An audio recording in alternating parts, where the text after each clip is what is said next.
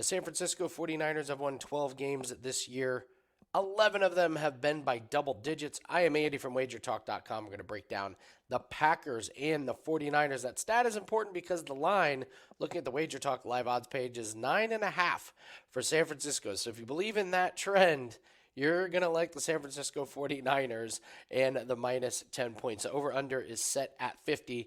So we're going to break down. I've got a pretty strong opinion on this game. And I also like a player prop in this game as well. So let's jump right into it. Before we get into it, though, just please hit the like button for me, guys. It really helps the algorithm out. If you're enjoying the gambling content, please hit the like button. And also leave me a comment and tell me what your best bet is. A lot of ways to go about this game. Do you believe San Francisco is on the road to come out of the NFC? Do you believe that Jordan Love is the next big thing and they're going to pull another upset? Tell me what you think in the comment section. I love reading all these comments. So I mentioned the trend with San Francisco, and that trend should have been 12 out of 12, except the Los Angeles Rams kicked a meaningless field goal. My good buddy Steve Seagrave, who does videos on this channel as well, pointed that out as well, that could have been all 12 wins by double digits if Los Angeles in week 2 doesn't kick that field goal. On the flip side, we look at the Green Bay Packers, and it really is a tale of two halves of the season. So you've got Jordan Love, obviously, kind of trying to figure out the offense, trying to figure out what his players are going to be, and I say that because Aaron Jones has not been healthy towards the end of the season, and that to me is where the real success started.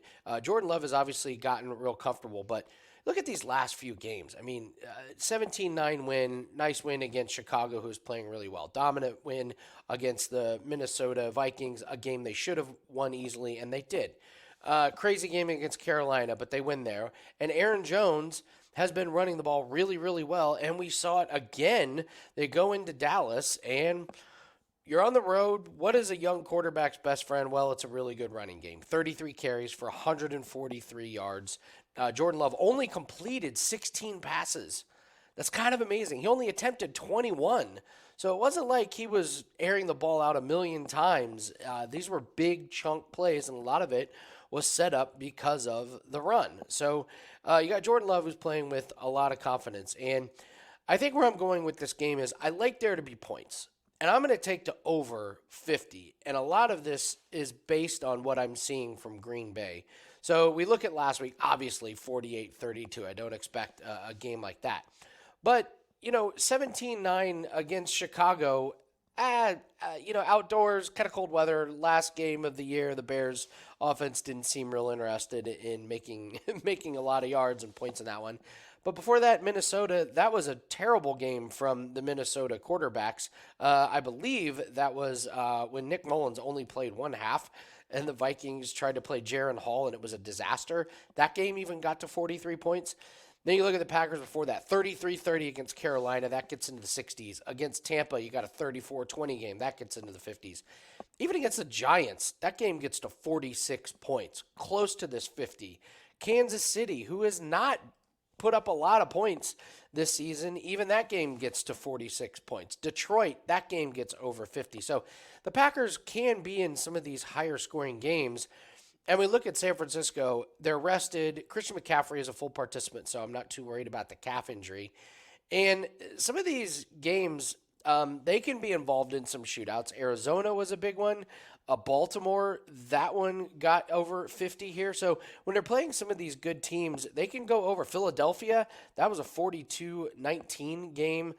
I see both offenses having success. And even though the Packers won convincingly last week, make no mistake, their rush defense is not very good. It was one of the worst ones all season. So my official play for this one, it's going to be the over 50 points. Even if San Francisco gets out and extends the lead, I think the Packers throw a lot and they keep up. I'm not willing to lay the big number, even though that trend on San Francisco is pretty glaring.